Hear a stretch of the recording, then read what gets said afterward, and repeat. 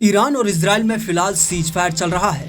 दोनों तरफ से हमले बंद हो चुके हैं, लेकिन दोनों ही देश ये जानते हैं कि ये सीज फायर सिर्फ नाम का है और किसी भी दिन दोनों में से कोई भी देश जोरदार हमला कर सकता है। इजराइल को ईरान के 400 किलोग्राम यूरेनियम की तलाश है, क्योंकि ईरान उससे परमाणु बम बनाकर इजराइल को खाड़ी देशों के नक्शे से साफ कर सकता है।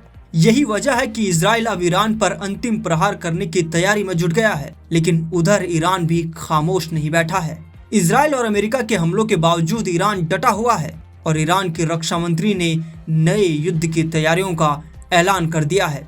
हालांकि उन्होंने ये भी कहा कि ईरान बातचीत चाहता है, लेकिन अगर कोई हमला करता है तो कड़ा जवाब देगा। ईरान के रक्षा मंत्री अजीज नसीरजादे ने तुर्की के रक्षा मंत्री से बातचीत करते हुए कहा कि वे युद्ध विराम पर भरोसा नहीं करते और किसी भी नए हमले के लिए तैयार हैं। उन्होंने कहा कि वे क्षेत्र में और ज्यादा लड़ाई नहीं चाहते, लेकिन अगर दुश्मन ने हमला किया तो सख्त जवाब देंगे। ईरान और इजराइल अभी भी एक दूसरे के खिलाफ खुफिया और मनोवैज्ञानिक लड़ाई जारी रखे हुए हैं। कुछ विशेषज्ञों का कहना है कि ये लड़ाई पूरी तरह खत्म नहीं हुई है, बल्कि एक बड़े युद्ध की तैयारी के लिए रोक दी गई है। उन्होंने ये भी कहा कि ईरान बातचीत के खिलाफ नहीं है और शांति चाहता है।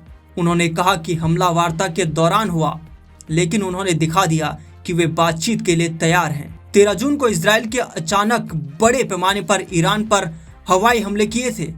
इन हमलों में कई ईरानी सैन्य ठिकानों और परमाणु केंद्रों को निशाना बनाया गया। इस हमले में सैकड़ों ईरानी लोग मारे गए।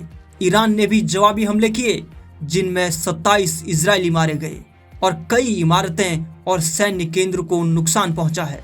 वहीं अमेरिका ने B-2 बॉम्बर से ईरान के 3 परमाणु ठिकानों पर भीषण बमबारी कर ईरान के परमाणु कार्यक्रमों को जबरदस्त चोट पहुंचाई थी।